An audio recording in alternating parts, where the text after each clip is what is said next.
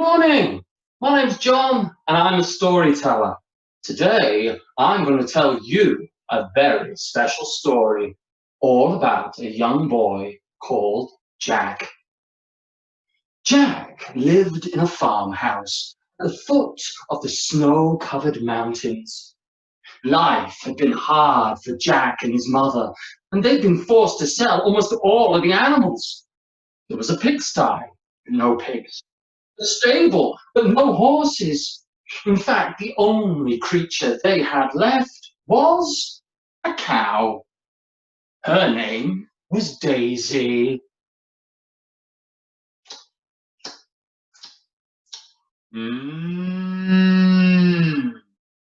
Daisy was almost a part of the family, so it was with a heavy heart one morning Jack's mother announced she too would have to be sold. It's no good, Jack. We've no money for food, and we must sell our Daisy. Now, you will take her to market. Be sure to get a good price. Before he knew where he was, Jack was leading Daisy along the road toward the market. Now, Jack was a daydreamer. His mother knew it, and it worried her.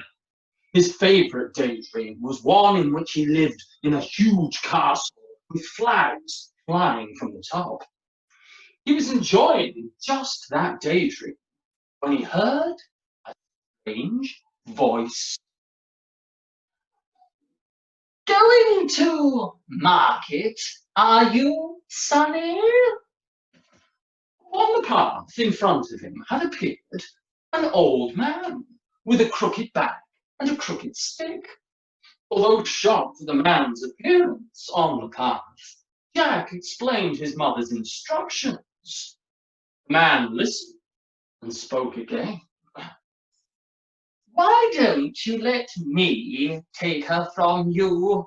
What I can offer is magical. It will prove far more valuable than anything you might get from the market. Let me take her from you. Jack thought about this for a moment. It was a very long walk to the town, and if the man did have something of value, he could save himself some time. Jack agreed to the man's bargain.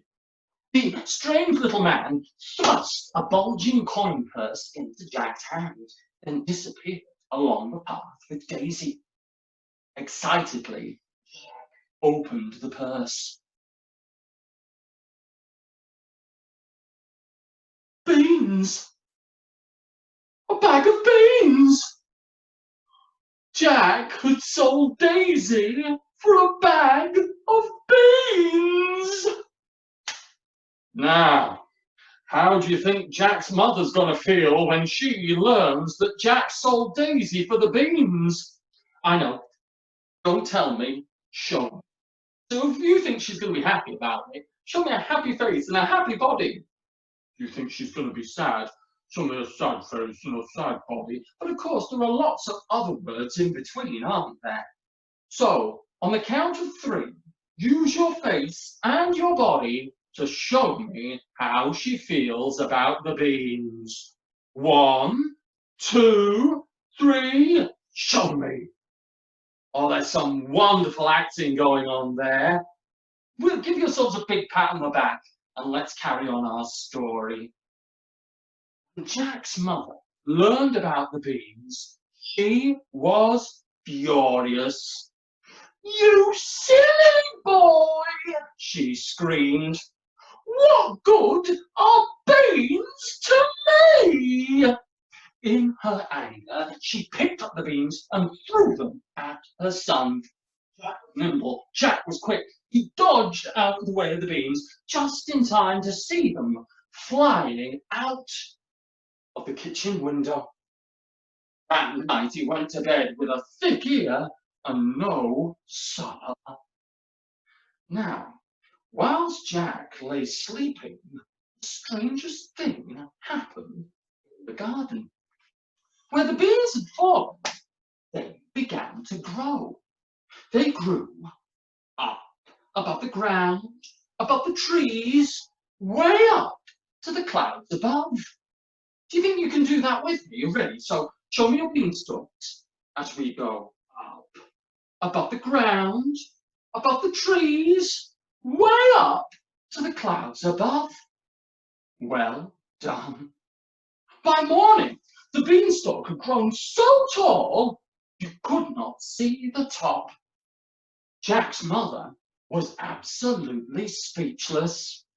I'm absolutely speechless. Quick as a flash, Jack knew what he would do. He would climb the beanstalk. He went up, above the trees, above the ground, way up to the clouds above. When he got there, he saw a huge castle with flags flying from the top, floating in the clouds. I wonder who lives here, he thought, as he crept inside. Shh.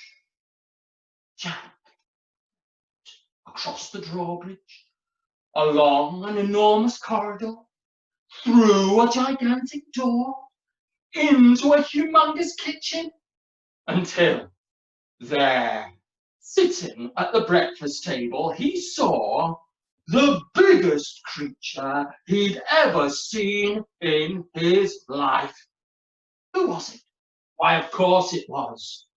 It was the giant. The giant sat there, slurping and burping his breakfast. The noise was deafening. Suddenly, he stopped. The giant sniffed the air. Fee, fi, fo, fum. I smell the blood of an Englishman. Be he alive or be he dead, I'll grind his bones to make my bread. Think you can do that with me? Are you ready? After 3, 1, 2, 3. Fee, fi, fo, fum. I smell the blood of an Englishman. Be he alive or be he dead, I'll grind his bones to make my bread. How do you think that made Jack feel when he heard the giant wanted to turn him into a sandwich? Don't tell me, show me again. So if you think Jack was happy about it, show me a happy face and a happy body. You think it was sad, show me a sad face and a sad body. But of course, there's lots of other words as well. On the count of 3, show me how Jack thought. Ready?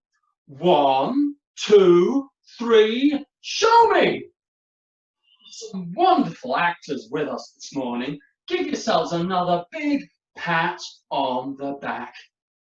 Jack was terrified and went to find himself somewhere to hide as the giant searched the kitchen.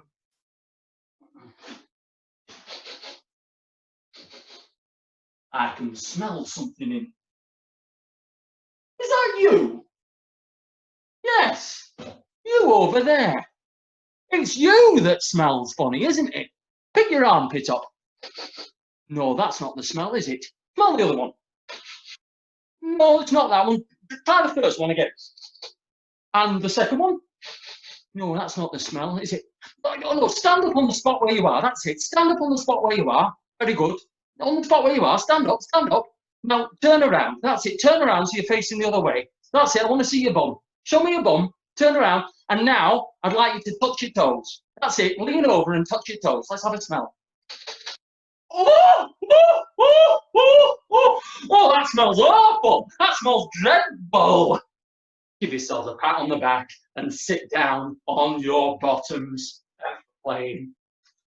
Jack hid in a cupboard as the giant searched the kitchen but could not find him. The giant returned to the table and took out his coin purse. From where Jack was hiding, he could see it was full of dinner plate size gold coins. At that moment, into the kitchen, there came a hen.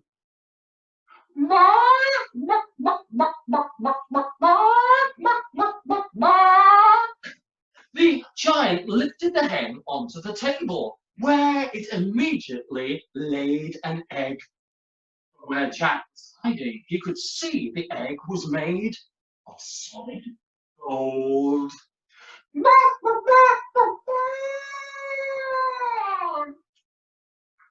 giant pushed back his chair and moved toward Jack. Jack pinned himself against the back of the cupboard, fearing he had been discovered.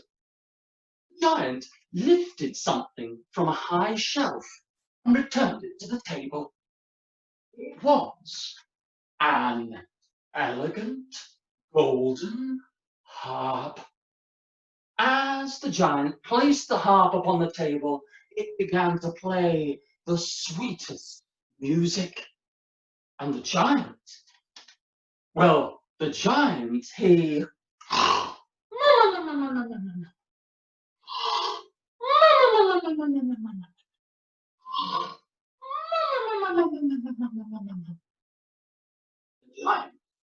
fell asleep. As quick as a flash, Jack knew what he would do. Climbed up onto the table. There he looked around, the harp playing to the sleeping giant as the hen pecked at football-sized crumbs that had fallen onto dinner plate-sized coins. As quickly as possible, the hen under one arm, the harp under the other, filled his pockets with gold coins and climbed off the table. Shh! As quietly as possible, he crept across the humongous, through the ginormous door, along the enormous corridor, across the drawbridge, back to the beanstalk. Just as he was about to lower himself onto the beanstalk, he heard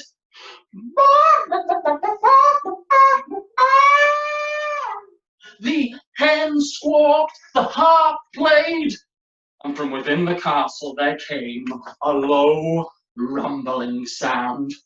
The kind of noise you'd associate with a volcanic eruption, or when a giant wakes and finds he has been robbed.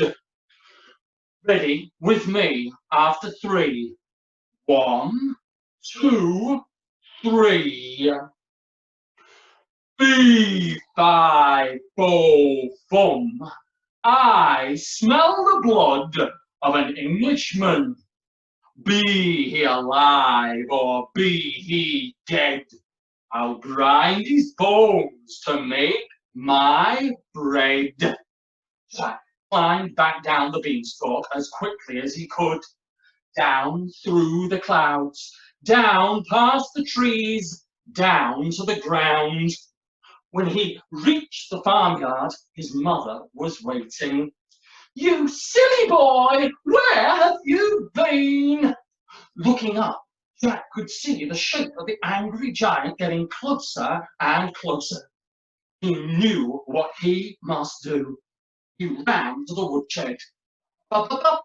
Opening the woodshed door, he found his father's wood-cutting axe and closed the door. Bang! He ran back to the beanstalk. Bop, bop, bop, bop, bop. After 3 with me, everyone. You ready? 1, 2, 3.